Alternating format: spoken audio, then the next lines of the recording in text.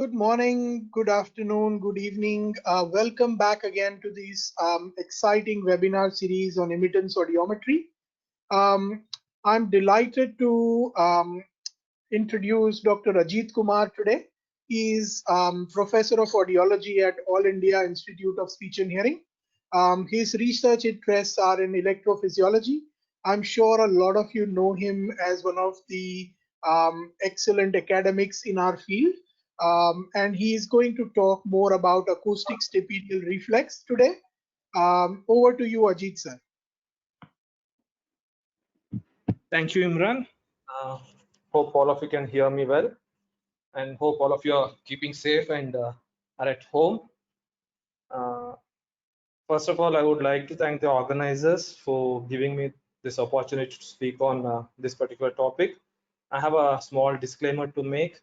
Owing to the current situation, my resources were limited, so I have made the presentation with limited resources. For many of the audiologists, it may be the repetition of what they had said.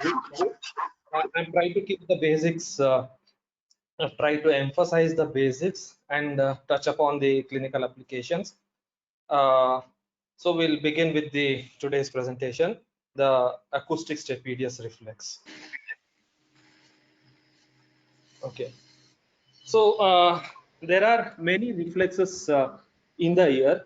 Primarily, the reflexes are defined as an involuntary actions generally generated at the level of brainstem. Ear has many such reflexes. For example, the startle reflex is one of the reflex that is generated at the brainstem. The middle ear muzzle reflexes, what we talked today, are another reflex which are generated at the brainstem. The olivocochlear efferent reflex is another reflex which is generated at the level of the brainstem. All these are not under the voluntary control of the person.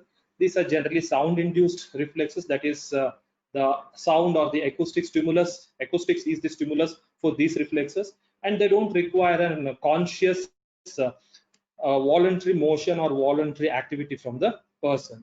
So primarily, the efferent reflexes of the ears are two: the middle ear muzzle reflex and the olivocochlear reflex. Both of these have two distinct effector organs, or the organs where they end. The middle ear muzzle reflex terminates in the middle ear muzzle reflex terminates in the middle ear stapedius muscle, whereas olivocochlear reflex terminates in the cochlea, primarily the outer hair cells. But both of these reflexes, though they have a different mechanism, they terminate on different end organs, uh, they are quite similar in their physiology, or the quite similar in their effect. Primarily, both of these reflexes reduces the input into the auditory nerve, input into the efferent auditory pathway. Both of these efferent reflexes primarily reduces the input into the efferent auditory pathway or the eighth cranial nerve.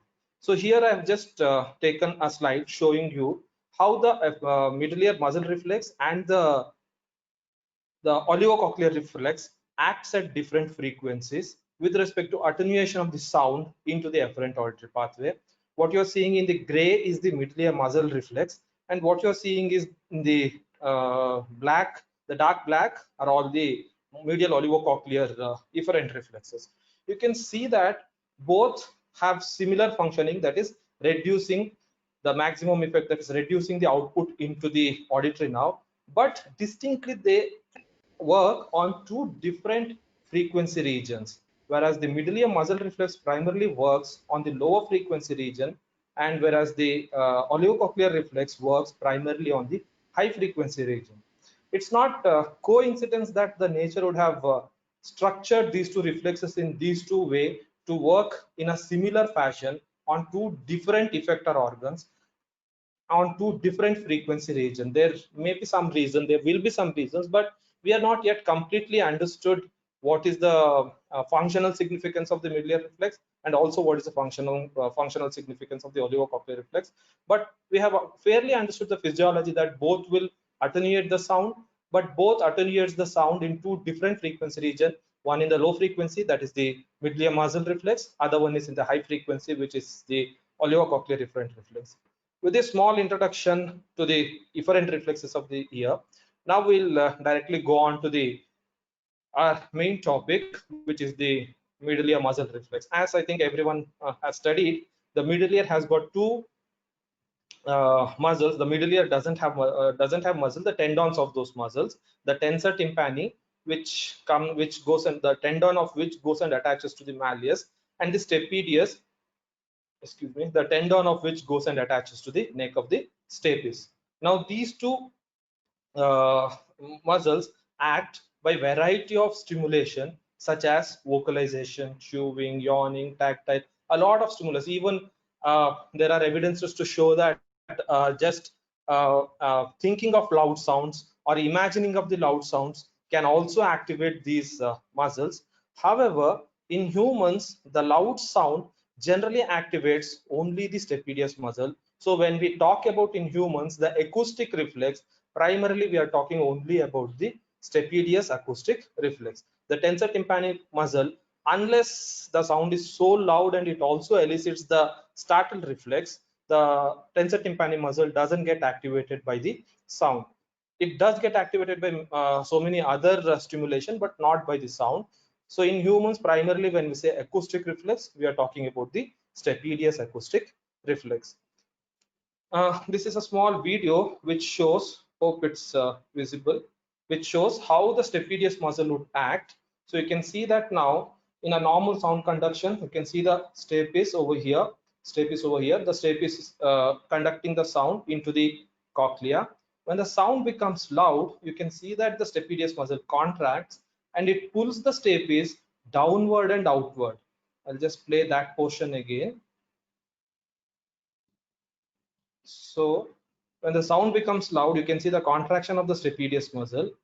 So it pulls the stapes downward and outward, and that reduces the movement of the stapes, and which in turn reduces the movement of the foot plate. That reduces the stimulation into the cochlea. This by doing this, it increases the stiffness of the middle ear, that is, increases the stiffness of the ossicles, and by that it increases the impedance of the ear. Now this is important because uh, this is important because what we are observing on clinical immitance meters is third or the fourth generation effects of the contraction of the stapedius muscle. I'll come to that later. What we are measuring is primarily the increase in the impedance or decrease in the admittance of the middle ear. We'll come to that a little later. So now we will go on seeing the neuronal pathways involved in the generation of these reflexes. We saw where is the reflex, which is the effector organ of the reflex. When there is a reflex, what happens to the stapes? It is pulled downward and outward, which reduces the input into the cochlea. So what makes this muscle to act is the neuronal pathways, which are from the cochlea. Nucleus is situated in the brainstem and comes back to the stapedius muscle. So we'll see there are four different neuronal pathways that controls this acoustic stapedius reflex. There are two ipsilateral pathways and two contralateral pathways. So we'll see first the ipsilateral pathways, then go on to see the contralateral pathways. So we'll see the right side pathway. So if there is a sound given into the right ear, it goes to the middle ear. From the middle ear, it goes to the cochlea, and from there, from the eighth cranial nerve, that's the acoustic nerve, it goes to the ventral cochlear nucleus. From the ventral cochlear nucleus, the sound goes to the superior olivary complex through a ventral acoustic stria or trapezoid body. Generally, some people say that the trapezoid body is generally only for the cross reflexes. However, it is not correct, because all the output from the ventral cochlear nucleus goes via the trapezoid body or the ventral cochlear nucleus, or through the ventral acoustic stria, whether it's ipsilateral or contralateral. So it goes to the superior olivary complex. Then from the superior olivary complex, a majority of the fiber will go towards the inferior colliculus or the auditory cortex for the further processing. But there is a small number of the fibers which goes and innervates the facial motor neuron, and from the facial motor neuron through the seventh cranial nerve, the innervation comes to the stapedius muscle, which is there in the middle ear. So a sound which comes into the cochlea makes an efferent loop into the stapedius muscle. So a loud sound would elicit this pathway and makes the stapedius muscle to contract. Now, if we give a sound to the same ear and also look the reflex in the same ear, that is called ipsilateral. The one interesting thing about these reflexes are it is always bilateral, which means any stimulus to the one ear makes the stapedius muscles of both ears contract. We'll see that a little later. So this is one pathway of the ipsilateral pathway. Another ipsilateral pathway is bypassing the superior olivary complex. The output of the ventral cochlear nucleus directly through the ventral acoustic striae can also innervate the facial motor neuron. But however, in both conditions, notice that the ventral cochlear nucleus is a central nucleus which is not bypassed. Superior olivary complex, there is a one reflex arc which goes through the superior olivary complex, but there's another reflex arc which bypasses the superior olivary complex and directly goes to the facial motor neuron, and that also is capable of eliciting the acoustic reflex. So these are the primary two ipsilateral acoustic reflex pathways.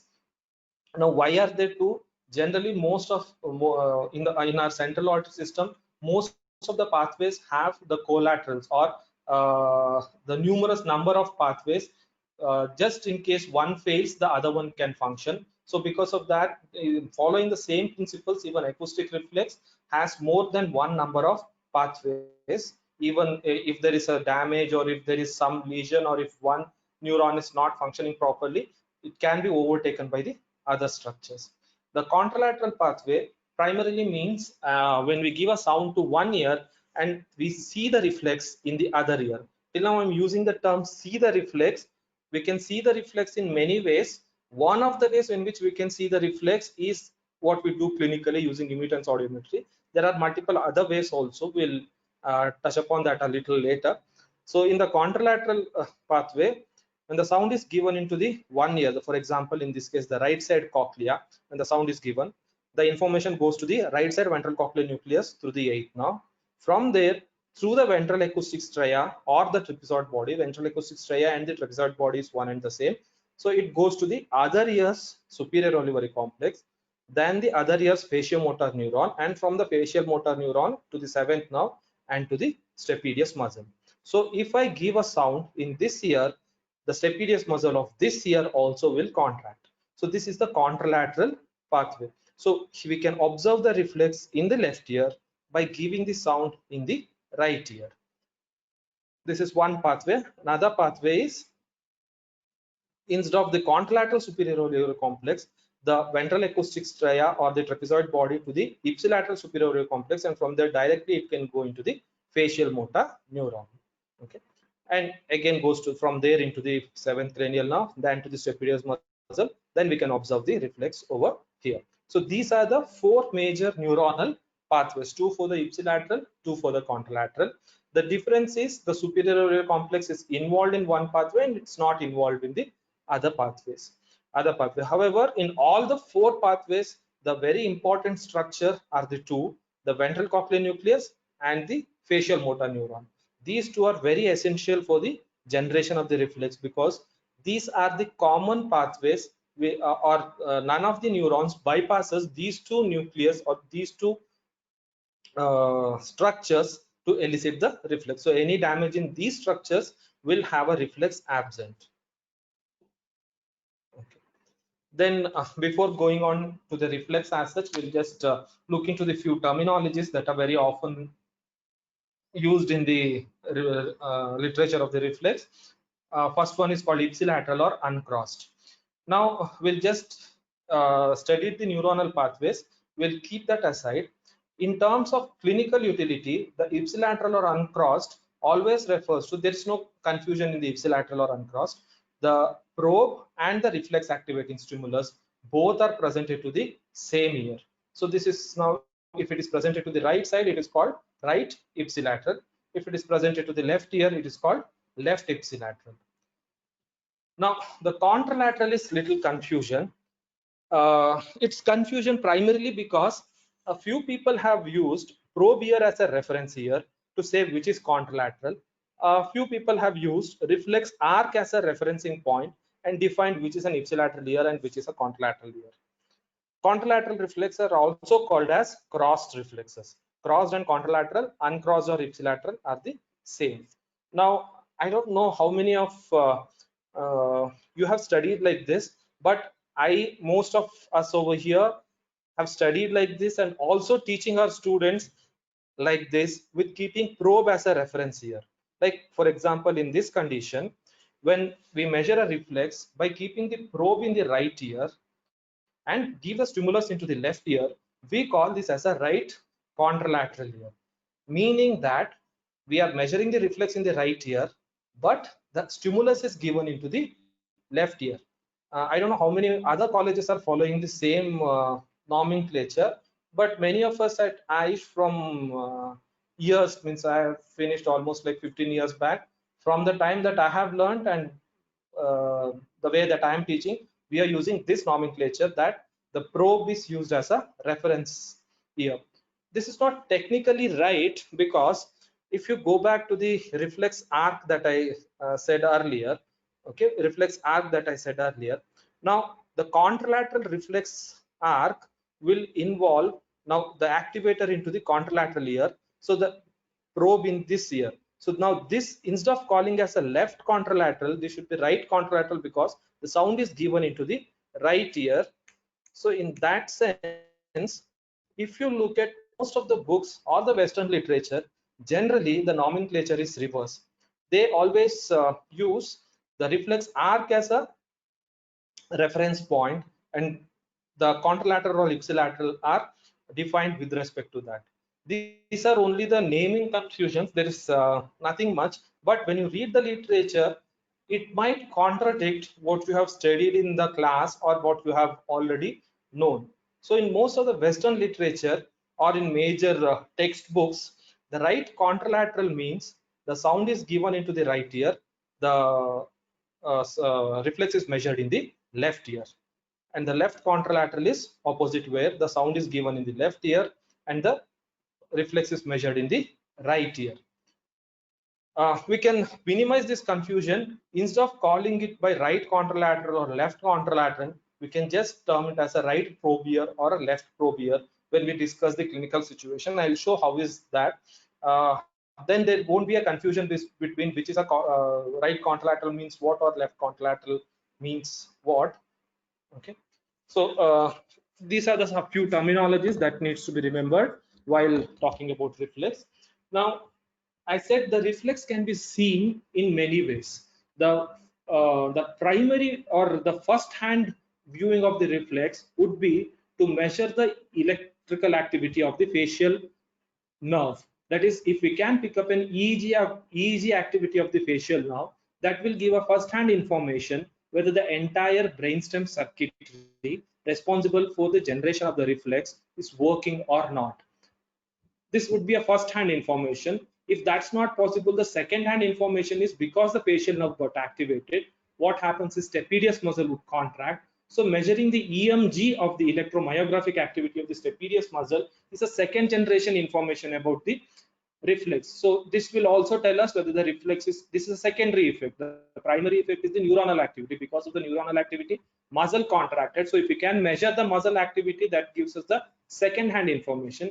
Even if that is not possible, then at least viewing the movement of the stapes or the malleus, there are techniques to see the movements of the middle ear muscles which are used in the laboratory settings, like laser Doppler velocitometer or the optokinetic, or the electron microscopic images. If that is possible, that gives us the third hand information. But all of these kind of measures are not possible clinically in a day-to-day use, because these are all invasive and will have these are all invasive and requires sophisticated instruments. The patient needs to be anesthetized and all of that. So in clinically, we use the immitance audiometry to measure the reflex. So what do we measure when we measure acoustic reflex using an immitance audiometer? All of you know how we get a tympanogram.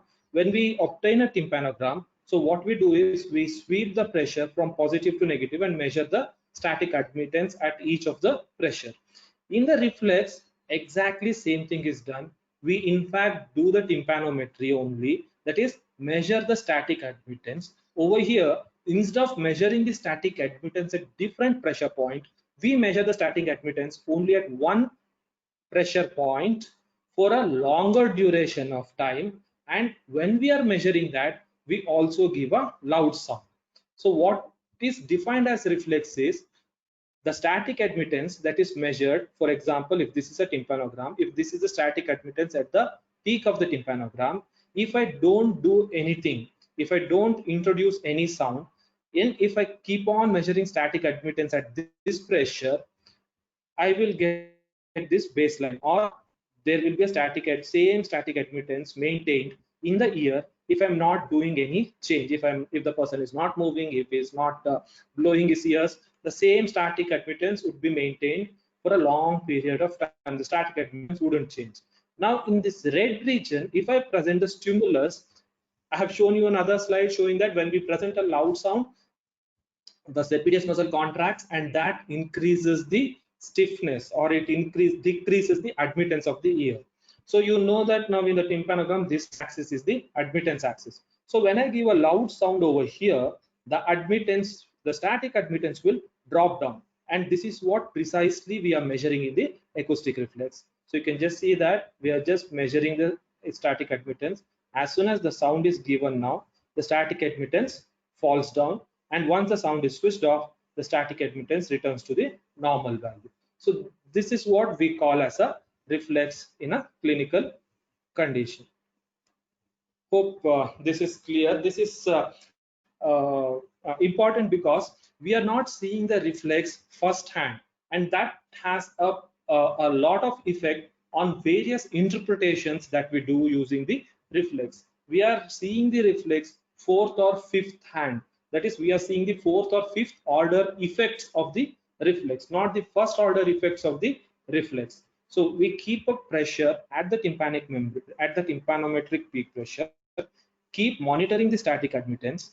This is called a baseline. Suddenly introduce a loud sound. So when you gave a loud sound, after a while, now this is called reflex latency. Again, it is important, and we'll come to that a little later. After a latency, the stapedius muscle contracts. As soon as the stapedius muscle contracts, the stiffness increases, that decreases the admittance. So the static admittance of the middle ear decreases, and that is will be reduced till the stimulus is on. Now when the stimulus is switched off, after a latency, the static admittance comes back to its normal latency, the normal values. So now if the static admittance decreases by a certain value, we call that as reflex present. If the static admittance doesn't reduce, then we call that as a reflex absent. Then we can go on increasing the intensity and see whether the static admittance reduces or not. If the static admittance doesn't reduce, we call the reflex being absent. Hope this is clear. So using these techniques, we measure one of the very widely used metric in the acoustic reflex, the acoustic reflex threshold. So what's an acoustic reflex threshold? It is the minimum intensity. It's the minimum intensity that brings some predetermined value of change in the static admittance of the middle ear. We saw that reflex is nothing but change in the static admittance of the middle ear at the tympanometric peak pressure. So the reflex threshold is nothing but the minimum intensity that will bring about some predetermined change in the static admittance. Now, what is this predetermined change? Uh, the worldwide, there is a consensus that a minimum of 0.03 millimos or 0.02 millimos change should happen in the baseline, which means, just give me a second, which means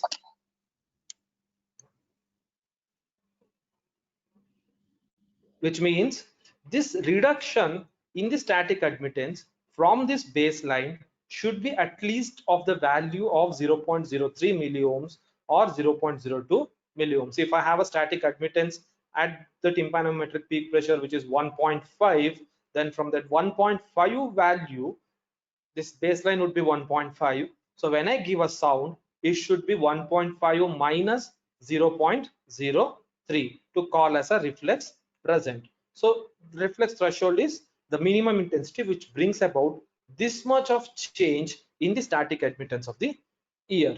So in this example, you can see that around 93 dB, there is a reduction, and if this reduction meets this criteria, we can call acoustic reflex threshold like a pure tone hearing threshold, which is a minimum intensity that we can hear. This is the minimum intensity at which there is a predetermined change in the static admittance of the ear. Now, the good thing about acoustic reflex threshold is it has got a very high intra and inter tester reliability. That is, whether the same person tests again or if a different person tests again, there's a high reliability, and this variation is shown to be less than about 2 decibels. That is, if I test a person now and somebody else with the same qualification and experience tests that person again, or both of us, if we test the person 2 days later with no other added conditions, the threshold would be within 2 dB of the original value. And typically in clinical settings, we measure reflexes at 500 hertz, 1000 hertz, and 2000 hertz. Some clinics also measures at 4000 hertz, but 4000 hertz reflex doesn't really have a lot of clinical value, because many of the normal hearing person can also have absent reflexes at 4000 hertz. 3 frequency reflexes and measured using measured under 4 measurement conditions that I described earlier, 2 ipsilateral, 2 contralateral conditions, gives us a lot of clinical information.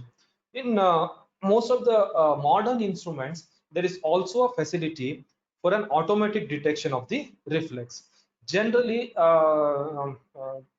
like my generation audiologist uh, have have assessed the reflex using visual inspection and seeing whether there is the reduction in the static admittance is 0.03, or whether the reflex pattern looks good enough to be called as a reflex and not an artifact. We'll come to what's an artifact a little later. Decides whether there is a reflex present or not by manually increasing or decreasing the intensity, and find out what is the minimum intensity at which we get the reflex. However, most of this new instruments have got this automated facility where instrument itself will detect whether the reflex is present or not depending on this predetermined criteria, and it will change the intensity depending on adaptively. When the reflex is present, it will decrease the intensity, and when the reflex is absent, it will increase the intensity, and sees which is the minimum intensity, which gives us reduction by 0.02 or 0.03 millimole. Both the techniques are pretty good. The manual one would be a little slower. The automatic one will be very fast. We don't have to change the intensity. We don't have to change the frequency, and the reflex detection happens automatically. But there is a slight advantage of manual or the visual inspection over the automated ones. I am not saying that we shouldn't use the automated ones. We can use in majority of the time, but in especially places where we suspect artifacts, it's better to do a visual monitoring of the reflex. And it's slightly easy to differentiate artifacts versus actual reflexes using visual monitoring than with the artifact. We'll come to that a little later. This is the mean acoustic reflex thresholds in normal adults. The values are not important, but two things that I want all of you to look at it is: one, there is a big difference between the ipsilateral and the contralateral reflex threshold, and there is also a difference between the reflex threshold for the low frequencies versus mid frequencies. You can see that the ipsilateral reflex thresholds are generally lower, whereas contralateral reflex thresholds are higher than the ipsilateral reflex thresholds. And also, the low frequency reflex thresholds are lower than the high frequency or the 2000 or the mid frequency reflex threshold. The ipsilateral reflex thresholds are generally lower because when we are measuring the ipsilateral reflex, the probe tone and the reflex activating stimulus is presented simultaneously in the same ear. So there will be an interaction between the two, and that increases the loudness of the sound. So because of that, the ipsilateral reflex is generally said to be slightly better than the contralateral reflex threshold.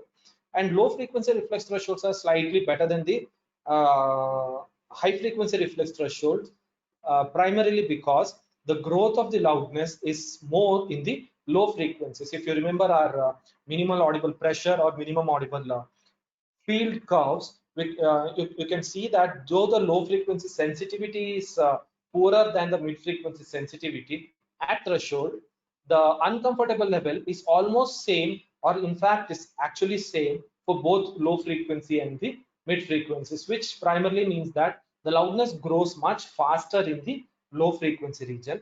And this is a reason people say that the low frequency thresholds are generally lower than the high frequency reflex threshold. Now, these thresholds are affected mainly by many things, but primarily by two subject related effects, the age and the hearing loss. Now, how does the age affects the hearing loss? Age slightly increases the acoustic reflex thresholds, but it is not clinically very relevant, but because the increase in the acoustic reflex threshold is only by 5 to 7 dB at all frequencies. In fact, at high frequencies, hardly there is a difference between the older age people and the younger age group. But hearing loss has a profound effect on the cochlear hearing loss has a profound effect on the reflex threshold. This is the here the x-axis shows the hearing threshold, y-axis shows the acoustic reflex threshold for different frequencies: 500 hertz, 1000 hertz, 2000 hertz. By the way, all the references from where I have taken these values are given in the bottom of my slide. So yeah, anyone who's interested can go and read those articles and to get more information. I don't want all of you to look at these values, but if you look at the pattern, there is a distinct pattern that is visible from this. I have just made this another slide to make this pattern obvious, where you can see that in most of these patterns, the reflex hardly changes till the hearing loss is about 50 dB, till the cochlear hearing loss reaches about 50 dB. Once the cochlear hearing loss is 50 dB or more, then the acoustic reflex threshold suddenly increases rapidly. That means from mild to about moderate degree of cochlear hearing loss does not really affect the reflex threshold. They don't affect the reflex threshold. The reflex threshold almost remains. There's a slight increase, but it's almost within like 5 dB of increase. This axis is the pure tone threshold. This axis is the acoustic reflex threshold. They don't change much. But once the cochlear hearing loss becomes more than moderate degree, then the reflex thresholds become elevated. And when when it is like 80 dB or 90 dB, even the reflexes can be absent. Keep this in mind. We'll come to this again when we do the effect of cochlear hearing loss, or when we talk about the Jaeger box pattern. Okay. So that's about the reflex threshold. We'll move on to the clinical applications of the acoustic reflex.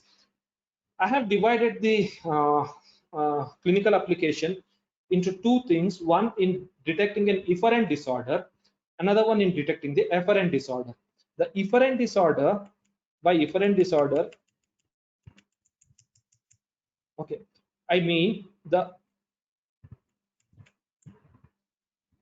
efferent arc of the reflex. Efferent disorder means efferent arc of the reflex. That is, this would be an efferent arc of the reflex, and this would be an efferent arc of the reflex.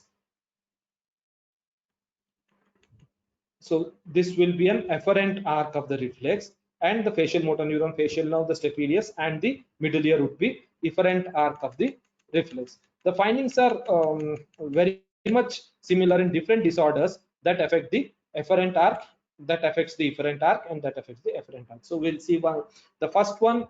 We'll see that disorders that affects the efferent portion, efferent arc of the reflex arc, the middle ear disorders. The acoustic reflex, whether they're present or absent, or their behavior, primarily depends in cases with middle ear disorder on two principles. One is called a probe principle. To know this, we should know how we measure the reflex. As I said, there are multiple ways that in which we can see the reflex, but clinically we see the reflex as, again I'm emphasizing the word see, we see the reflex as reduction in this static admittance value when we present a loud sound. Now, the stapedius muscle may be contracting, but the reduction in the static admittance might not happen or may not be possible to detect if the middle ear is not working fine, or the contraction of the stapes, if that does not results in decrease in the admittance of the middle ear, we will not be able to measure the decrease in the admittance on the emittance meter, and we will interpret as reflex being absent. In fact, in majority of the conductive hearing loss, the acoustic stapedius reflex will be present because the reflex does not changes the admittance of the middle ear. We will not be able to measure it. So the probe ear principle is in conductive hearing loss. Conductive hearing loss will prevent the reflex from observing. So even a mild conductive hearing loss will prevent us or will not let us see the reflex present with the emittance meter, but in fact the reflex will be present, but we will not be able to measure it. The second one is stimulus ear principle. The conductive hearing loss also attenuates the sound. So because of the attenuation, the sound reaching the cochlea will be less. So when the sound reaching the cochlea is less, it will not elicit the reflex, or it will elevate the acoustic reflex threshold. So you would need a higher intensity, or the limits of the instrument would not be sufficient to overcome that attenuation. So because of these two principles, the conductive hearing loss will have an effect on the acoustic reflex. Jagger in 1979 gave a concept of something called Jagger box pattern to graphically represent these reflexes. He gave the Jagger box pattern for 1,000 hertz stimulus, but it can be incorporated for any. It can be plotted for any frequency. Now, see that here. I had said that earlier we have a slight two different convention of representing which is the contralateral ear. Some people represent it with respect to the probe, some people represent with respect to the reflex arc. But it doesn't really matter, because if we write, instead of just writing right ear and left ear, if we write right probe ear or the probe left ear, it takes away all the confusions and help us to understand better which reflex is present and which reflex is absent. So probe right ear means probe is in the right ear, and the contra means sound is given to the left ear. Probe right ipsi means probe is in the right ear, sound is also given into the right ear. So probe left means probe is in the left ear, contra means sound is given to the right ear. Probe left ipsi means sound is also probe is in the left ear, sound is also given into the left ear. And he gave three kinds of notations to say whether the reflex is present, where you don't write anything, you keep the box blank. The reflex is absent, where you shade it dark, and the reflex is elevated, where you shade it with the lines. So using this graphical notation, it is easy to represent the reflex and also to understand the different conditions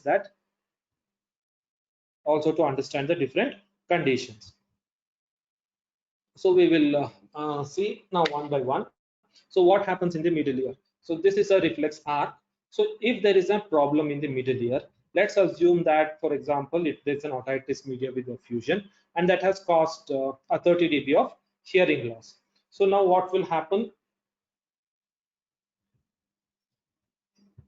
When I give the sound to the left ear, because this middle ear has a problem, where even though stapedius muscle may contract, may not contract, we don't know, but I will not be able to measure a change in the static admittance, or because of the probe ear effect, the left ipsi will be absent. Next, when I give a sound to the right ear to measure when I give the sound into the right ear, still my probe is over here. This might elicit a reflex, but again I will not measure the change in the admittance, so reflex will be absent. Okay. Now when I give a sound into this left ear and measure the reflex in the probe, I keep the probe in the right ear. Now what will happen? If I give 80 dB sound, there may not be reflex because the 30 dB attenuation will happen. Only 50 dB will reach this ear, so that is not sufficient. If I give now 120 dB to this ear, 30 dB attenuation happens, still 80 dB will reach. So I will get a reflex, but it may be elevated like this. And lastly, if I give a sound to the right ear and measure it in the right ear, everything is normal. The middle ear is normal, the cochlea is normal, so I get a normal ipsilateral reflex. So in most of the unilateral conductive hearing loss, this is what the pattern we get. A few people call this as a vertical pattern. A few people also call that as an inverted L pattern. We'll come to that what's an actual inverted L, but we can consider this as a vertical pattern because reflexes are absent vertically, whereas this reflex is elevated. So in majority of the unilateral conductive hearing loss, this is the pattern that we get. And if the hearing loss in this ear is not the mild conductive hearing loss, if it is moderate like 60 dB hearing loss, if it is there, then even this reflex will be absent because it will attenuate the sound by 60 dB. Even if I present 120 dB, only 60 dB will reach this ear's cochlea, and that is not sufficient to this ear's cochlea. So that is not sufficient to elicit the reflex. So probe, when I keep the probe in the right ear and give the sound into the left ear, even at 120 dB, I don't get a reflex. So this contra is absent. And the IPSI, I will get it because there is no problem in the middle ear and the cochlea, everything in this ear. So this reflex will be normal. So this type of a pattern is called an inverted L pattern, which is seen in the conductive hearing loss, which is more than of a mild degree. Now, here I want to emphasize that the when the reflexes were initially used for clinical purposes, it was used as a tool for the differential diagnosis of various retrocochlear and brainstem lesions. But of late, with the advent of many new technologies, the major clinical application of the reflex is in identifying the middle ear disorder. The reflex is very, very highly sensitive to the middle ear disorder because of the two effects that I said, the probe ear effect and the stimulus ear effect. So the conductive hearing loss has both. That is, because of the conductive hearing loss, there is an attenuation, and because of the conductive hearing loss, we will also not be able to monitor the reduction in the static admittance. So because of the addition of these two things, any mild conductive hearing loss also makes the reflexes absent. In fact, there are studies which have shown that a 5 dB airborne gap is, if there is a 5 dB airborne gap, generally we don't call that as conductive hearing loss, that reduces the possibility of monitoring the IPSI reflexes by about 50%. 10 dB or more, 10 to 15 dB airborne gap will result in almost always reflex absent. So what can we infer? The take home message is it is very safe to assume that there is no middle ear pathology whenever the reflexes are present.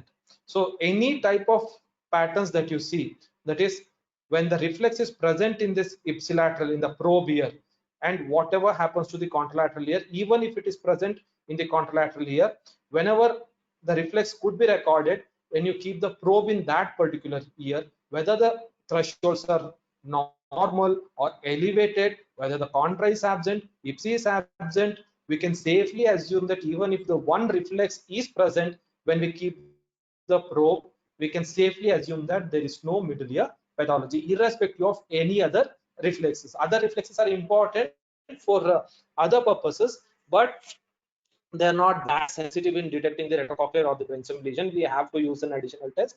But when the reflex is present, or if you can record a reflex when the probe is in that ear, irrespective of any other configuration of the reflex patterns, we can safely assume that the ear in which we could record the reflex that has no conductive or no middle ear pathology. This is more sensitive than the tympanometry. This is more sensitive than the Pureton audiometry, the airborne gap in the Pureton audiometry.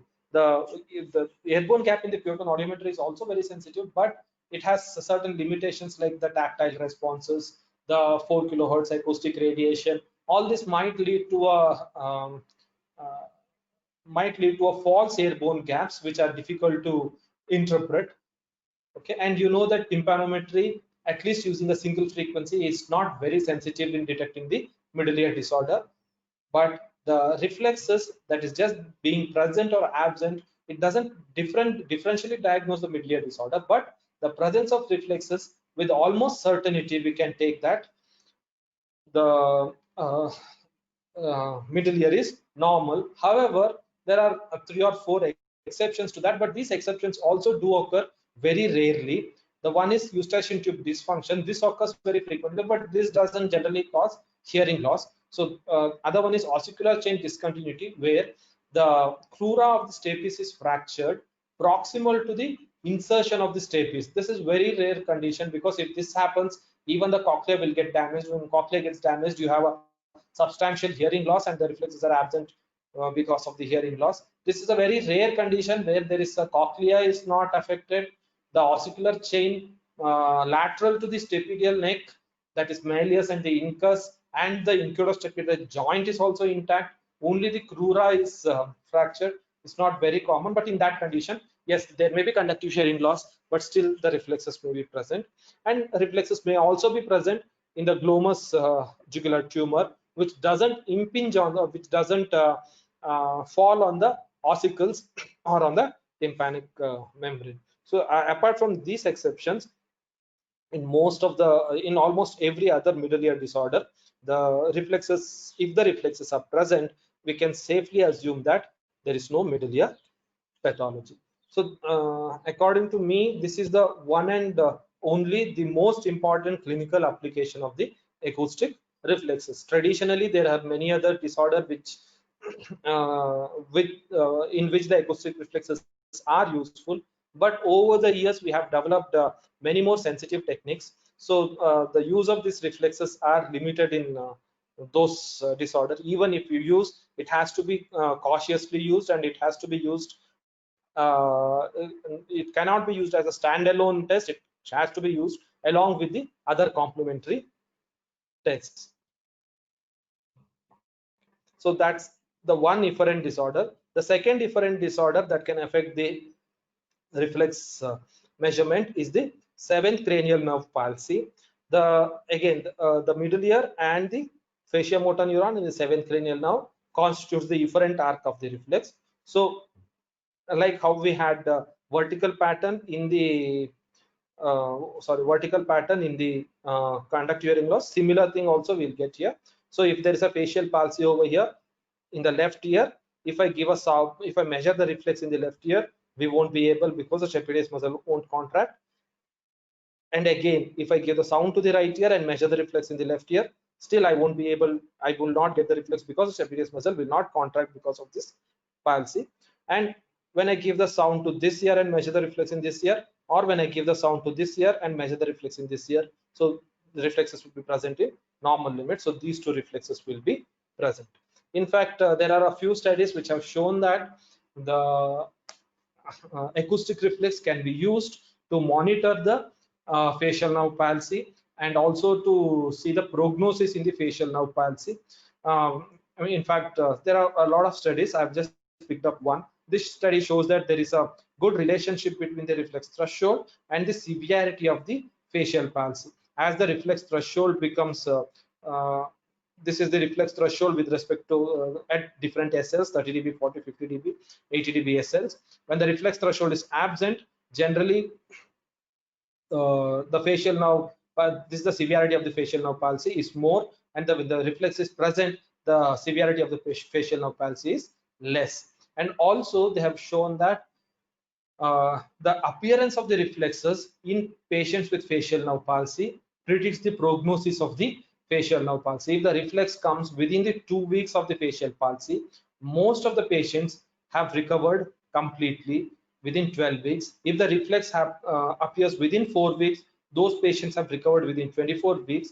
Even after 4 weeks, if the reflexes don't appear or remain elevated, majority of these patients have shown no recovery or incomplete recovery even after 24 weeks of the stapedius, 24 weeks of the facial palsy. So reflexes can also be used to monitor the facial nerve prognosis in the facial nerve palsy. So those are the mainly two efferent conditions. In both the efferent conditions, remember we get a vertical pattern. If the hearing loss is more in the conductive hearing loss, we get a inverted L pattern. The afferent disorder, that is cochlea, auditory nerve, and the cochlear nucleus, that makes the afferent arc of the reflex, and the cochlear nucleus superior auditory complex makes the central portion of the reflex. So this is the afferent arc of the reflex. So when there is a problem in the, or when there is a damage into the cochlea. Now remember that this one what I showed earlier, that is acoustic reflex is hardly affected when the cochlear hearing loss is 50 dB or below, and the acoustic reflex is largely affected when the cochlear hearing loss goes beyond 50 dB. Now this is very important information to say what happens in the cochlear hearing loss. So if the hearing loss is less than 50 dB, what happens if I give a sound to the ear that is affected, and if I give a sound to this ear which is affected, but the hearing loss is less than 50 dB, now we know that reflex is hardly affected if the hearing threshold is lesser than 50 dB. So this reflex will be present to the right. The contra also will be present. This contra also will be present because it is within 50 dB. So all reflexes will be present within normal limits if the cochlear hearing loss is within 50 dB HL. If the cochlear hearing loss is somewhere between 50 to 70 dB HL, plus if the person has a recruitment,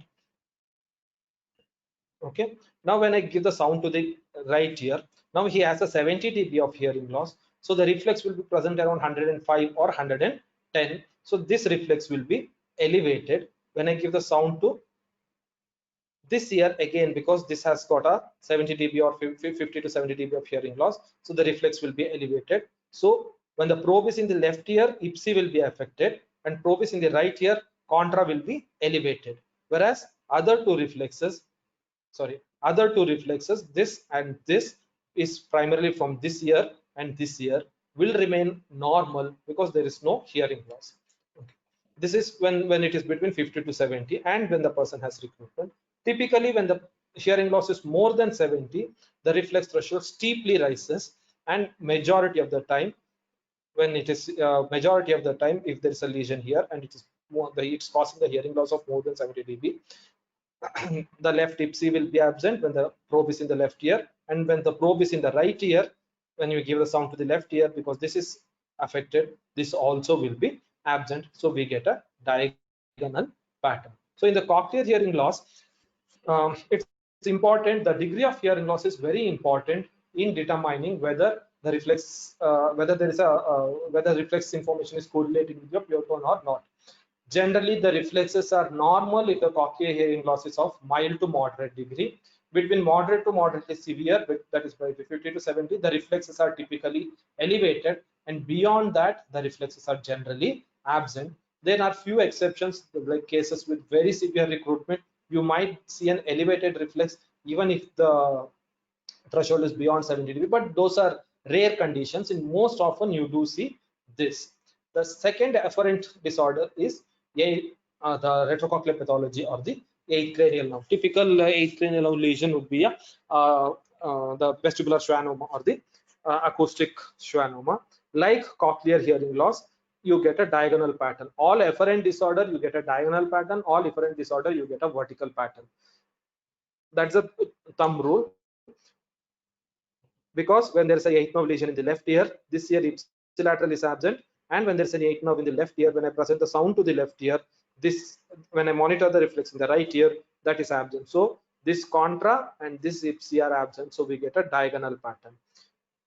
Over here, the degree of hearing loss is not important. Like in cochlear hearing loss, degree of hearing loss was important because lesser than 50 dB, the reflexes were normal. Whereas in the retrocochlear pathology, because the pathology is in the conduction of the pathology is in the nerve, the conduction of the sound is affected, synchronization of the fibers may be affected, and that will generally result in an absent reflex. The majority of the, in fact, 72% of the retrocochlear pathologies will have absent reflexes. A few of them will have an elevated reflexes, but the most common finding in retrocochlear pathology is an elevated, absent reflex.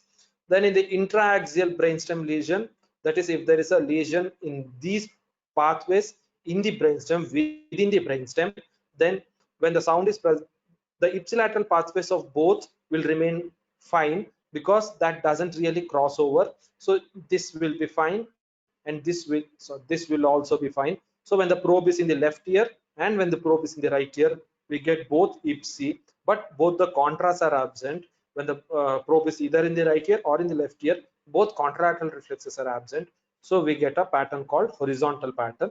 And in the extraaxial lesion, that is a lesion which is outside the brainstem, that is in the junction between the cerebellar and the pons, or a lesion of the cerebellum affecting the pons, the lesion which is outside the pons.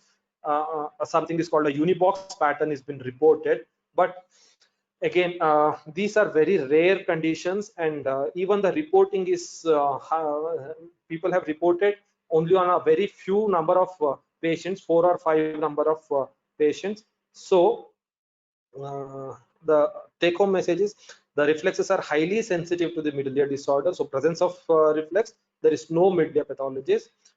It has got a good sensitivity for the retrocochlear pathology, that is primarily eighth nerve lesion, a moderate sensitive to the brainstem lesion. So in both of these two conditions, in the retrocochlear pathology and in the brainstem lesions, it should always be used in conjunction with the additional test. This can't be used as a standalone test to make a decision. Whereas in case of a middle ear pathology, just to say whether the middle ear pathology is absent or present, the reflexes are very sensitive.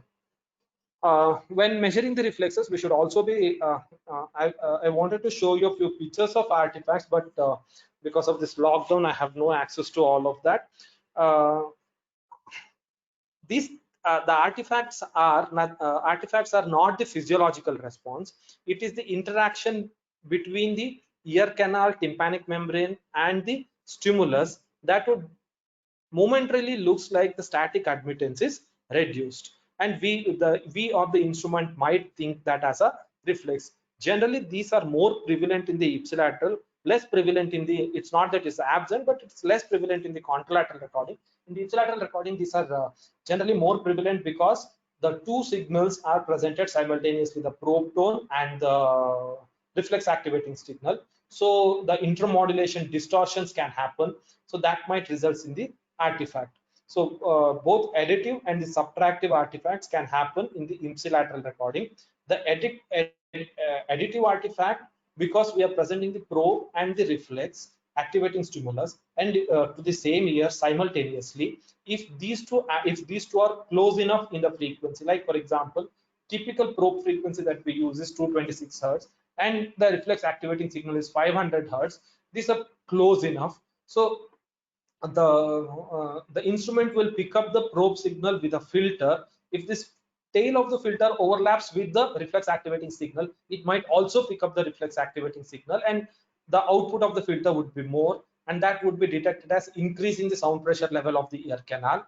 And that would be the instrument, whenever the sound pressure canal in the ear canal is increased, the instrument will treat that as reduction in the static admittance of the middle ear. So as soon as there's a reduced static admittance, it appears like a reflex. Whereas subtractive artifacts are because of the intermodulation distortion, because this intermodulation distortions are generated for the when they are generated, they use the energy of either the probe tone or the reflex activating signal. So when they use the energy of the probe tone, the energy of the probe tone falls down. When the energy of the probe tone falls down, the instrument will treat that as increased admittance.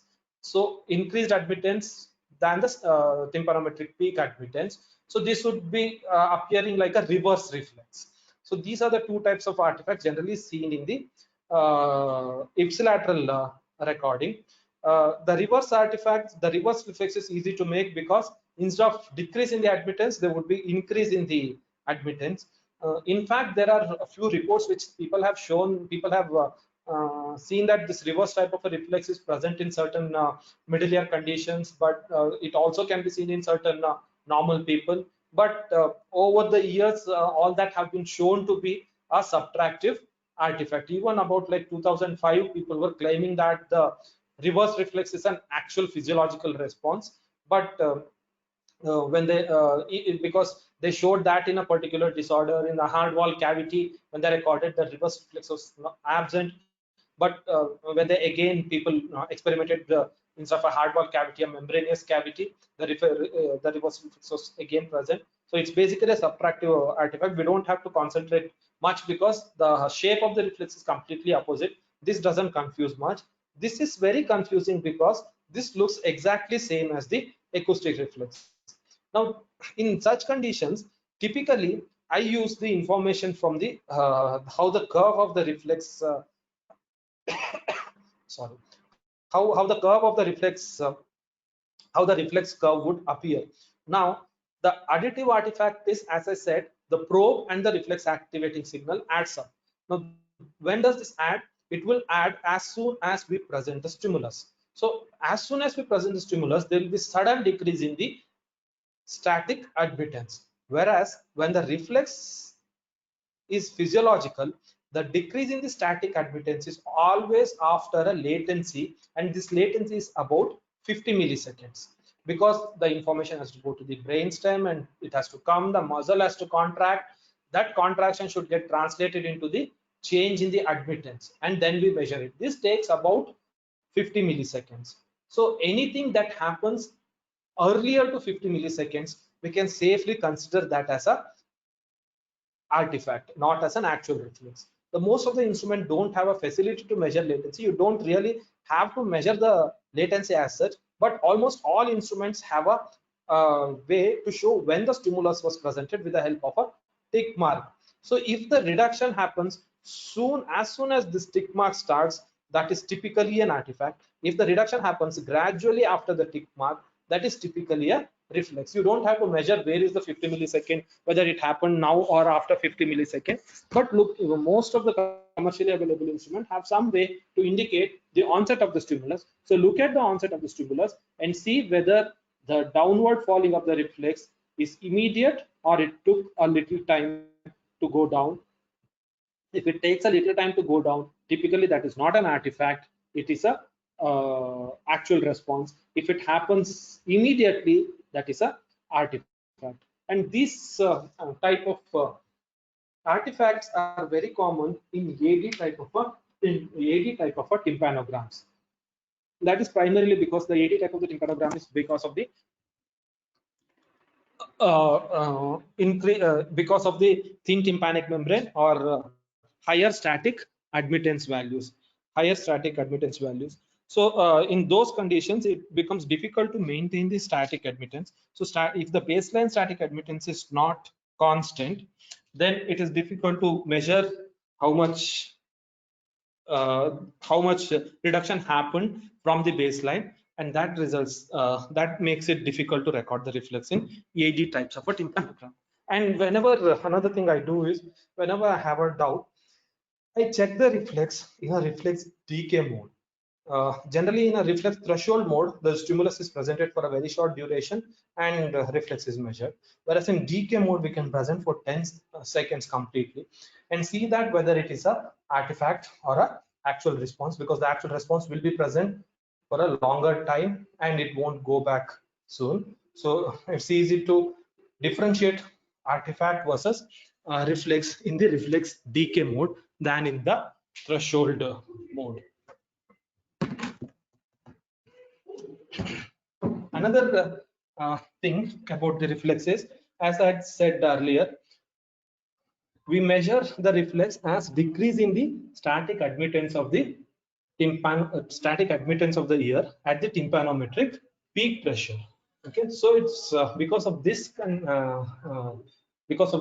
reason, it is very important to measure the do the tympanometry prior to the reflexes. If we don't do a tympanometry, then the instrument either may do it at a ambient pressure, or it might do it at the tympanometric peak pressure of the previous patient. Typically, most of the instruments keep the tympanometric peak pressure in memory as soon as you do a tympanometry. Then when you go to the reflex mode, they build up the tympanometric peak pressure automatically. They don't ask you to do anything, it happens automatically. Okay, so now if you in some cases where you just do a reflexes without doing a tympanometry, what might happen is, if somebody had already done a tympanometry earlier on another patient, whatever the peak pressure of that patient will be there in instruments memory, and if you do just the reflex will be done at the tympanometric peak pressure of another patient, which is not right, because the tympanometric peak pressure has some not a great effect, but has some effect, a moderate effect on the reflexes. Generally, the reflex threshold may be elevated by 10 to 15 dB if you do it any other pressure other than the tympanometric peak pressure. Sometimes it's difficult to get tympanometric peak pressure, because especially when there is a negative tympanometric peak pressure or a positive tympanometric peak pressure, if you find it really difficult to maintain a hermetic seal. Hermetic seal is very essential for tympanometry, but it's not so much for the reflexometry. We can do the reflexometry even with the ambient pressure, but you need to remember that you can interpret these results when the reflexes are present. When the reflexes are absent, you cannot interpret, because the reflexes may be absent because of the pathology or because you didn't do it at the peak pressure. But when it is present, you can safely say that there is no miliar pathology. So that's about usual reflexes. Another type of reflex that is another type of reflexes which is reported in the literature. I have also seen a few cases, but very rare cases, is biphasic acoustic reflex. Some of the normals also do have a biphasic acoustic reflex. For example, this is a normal reflex. Now this is called a biphasic acoustic reflex, where initially suddenly there is a increase in the admittance, then there is a decrease in the admittance. Here it is plotted uh, uh, in a opposite to conventional way. So there is a increase in the admittance, then there is a decrease in the admittance, which means as soon as the stapedius muscle contracts, the sound will enter the ear much easier and better, and then it becomes more and more difficult, and it maintains that particular till the stimulus is on. Now, why does this happen?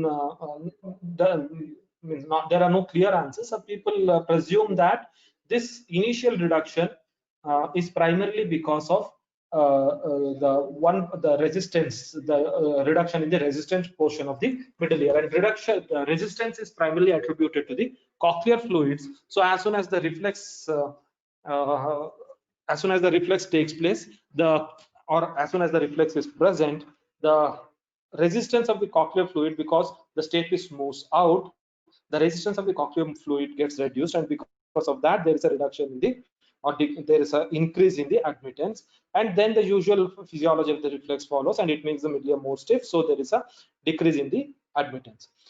There is another type which is generally people have reported in the otosclerosis, a biphasic onset and the offset. There is an increase in the admittance, then decrease, maintaining at the baseline, then again there is an increase in the admittance at the offset of the stimulus. This people have reported in certain patients with otosclerosis, not in all otosclerosis, only in a very small group of individuals with the otosclerosis. Again, this is said to be because of sudden release of the spongy bone, and that would increase the admittance or makes the sound go much easier. But these are not the common findings, so we don't have to be worried. So that's about the acoustic reflexes in adults. Acoustic reflexes in the newborns is similar to the adults, except that the probe frequency what we use makes a lot of difference in the infants. Whenever we do in infants and newborns, at least up to 3 months of age, it is preferable to use a high frequency probe tone. Just see this particular column. This gives you the incidence of present reflex. That is, if I test 100 people, 100 infants, in how many infants the reflex is present when I use a 220 hertz probe tone, 60 hertz probe tone, and 1000 hertz probe tone. When I use a 220 hertz probe tone, the reflex is present only in 43% of the people. This increases the percentage of detectability to 81, the 660. Whereas when I use 1000 hertz, the detectability increases to the 99. So when need to remember that whenever we test infants, typically below 3 months of age, better to use a high frequency probe tone than a low frequency probe tone, because the low frequency probe tone, the reflexes may be absent, or will be absent, because more than 50% will have an absent reflex even in a healthy normal infants. Another use of reflexes, people have used reflexes to identify the or to estimate the degree of hearing loss. This is done with the combination of comparing acoustic reflex thresholds for pure tone and the broadband noise. There are many techniques that have been developed, but these are not used nowadays, because we have the better techniques like the auditory brainstem responses, which is definitely a gold standard when it comes to the hearing threshold estimation. But nonetheless, the reflexes can be used as an easy cross-check principle for the pure tone hearing thresholds to identify a significant hearing loss, or maybe like identify a functional hearing loss, not as a diagnostic tool but as a cross-check tool to validate your pure tone threshold. Another test in the reflex, which has got a relatively decent sensitivity, is an acoustic reflex decay test, where you measure the acoustic reflex for 10 seconds for 500 hertz or 1000 hertz tone presented to the contralateral ear 10 dB above the acoustic reflex threshold. So for example, if the person's acoustic reflex threshold is 90 dB, then you present at 100 dB in the contralateral ear and monitor the reflex for 10 complete seconds. Then if the acoustic reflex threshold amplitude decreases by more than 50% in 10 seconds like this, it is generally said to be the positive reflex decay test. And generally it is done at 500 hertz and 1000 hertz, and the presence of the decay indicates the retrocochlear pathology. It is generally, it's said to have a sensitivity of 85% when used alone, and 89% when used along with the acoustic reflex threshold. But major limitation of this is it's a test for to identify the retrocochlear pathology. One, we have better tests today. Second, most of the retrocochlear pathologies will have absent reflexes, hence we will not be able to do a reflex decay test. Whenever the reflexes are present in sensory neural hearing loss, it is better to do a decay, because this is a very quick screening tool, and if it comes positive, we can cross-check with the other tests. So that primarily finishes the fundamentals and the clinical applications of acoustic reflex. There's this I heard in the current ISHACon. I don't know much about this, and I didn't find published peer-reviewed articles about this. Something called a multi-frequency reflexes, like a multi-frequency tympanometry, eliciting the reflex for multiple probe tones presented simultaneously. So for example, now this is a reflex elicited for 226 hertz tone, 452, 904 and 1130, and this is the combination of the probe tone is in fact a complex signal, which is a combination of all of this. The claim that the author was making is, now the reflex can be easily detected in a more complex signal than on a pure tone. Like for example, this is in normal person, you can see that the amplitude is, the author claims that the amplitude is more. This is when the normal person with 100 decapascals of pressure in the ear canal, so the reflex is almost absent at the 226 hertz. You can see a small reflex at the 1130, and even in the combination you can see a reflex. The claim that they were doing is, if the reflex may be absent when we do with the particular probe tone, but when we do it with a combination of probe tones, even if the reflex is present, reflex could be detected at any of the probe tones, that would be reflected in the combination. So it's more sensitive, and you get a reflex thresholds at much lower levels. Again, I have not seen a peer-reviewed article talking about this or any clinical validation. So that's about the acoustic reflex and its clinical application. I have just put a few slides about what means, why do we have, why humans, or why do we have the acoustic reflex? What is the functional significance of that? Till that we don't know that why there is an acoustic reflex. It is a reflex, so most of the reflexes are for some kind of a saving activity, that is either a life-saving kind of a thing, or to save us from some kind of a danger. So in that sense, many people thought that even the acoustic reflex is such a brainstem reflex which protects the cochlea from the loud sounds. But however, it is difficult to believe that because of two reasons. One, the acoustic reflex is always elicited after you hearing the sound. So if the sound is causing a damage, the damage has already happened, then the reflex is elicited.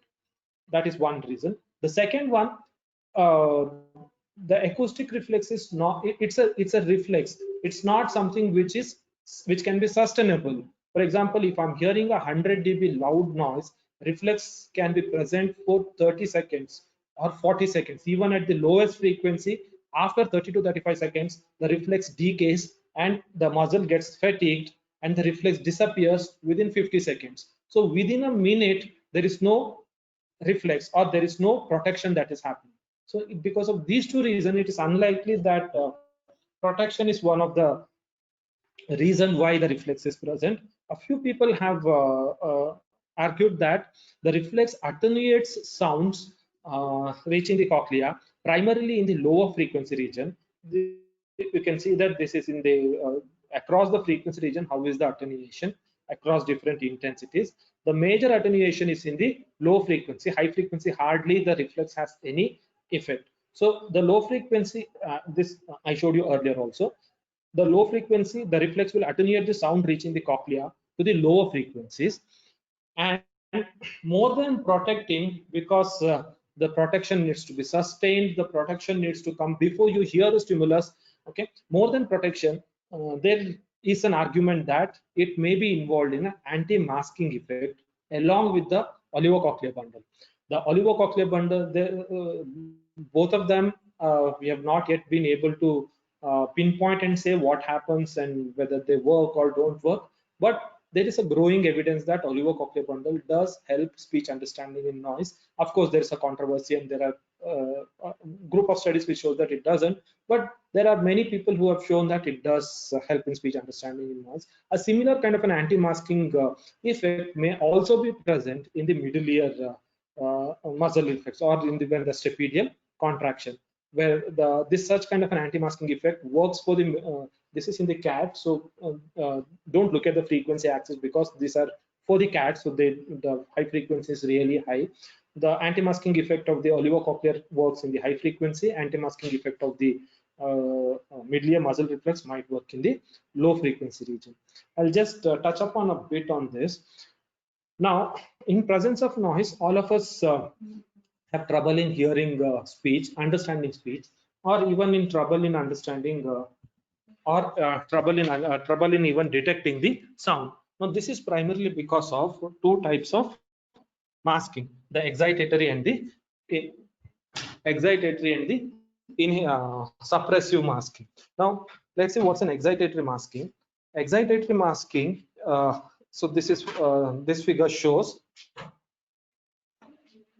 This figure shows the tuning. The dotted lines shows how a neuron would respond in the absence of the stimulus. The solid line shows the response of the neuron in the presence of a noise. So when the noise is absent, if this is the tone, you can see that it's well within the tuning curve of the nerve, so it gives the action potential.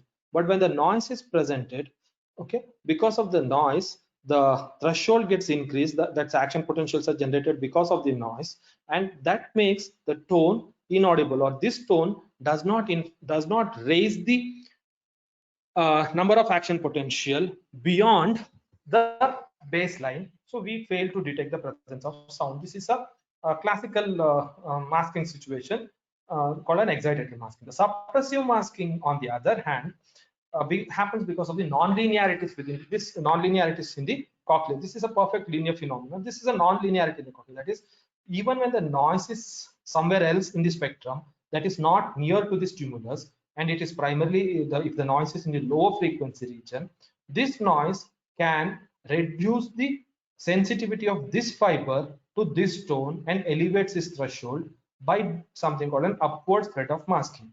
Now, what does it does? In this case, noise is generating the action potential at a very rapid rate. So the tone cannot generate an action potential at a rate which is much faster than this. So tone becomes inaudible.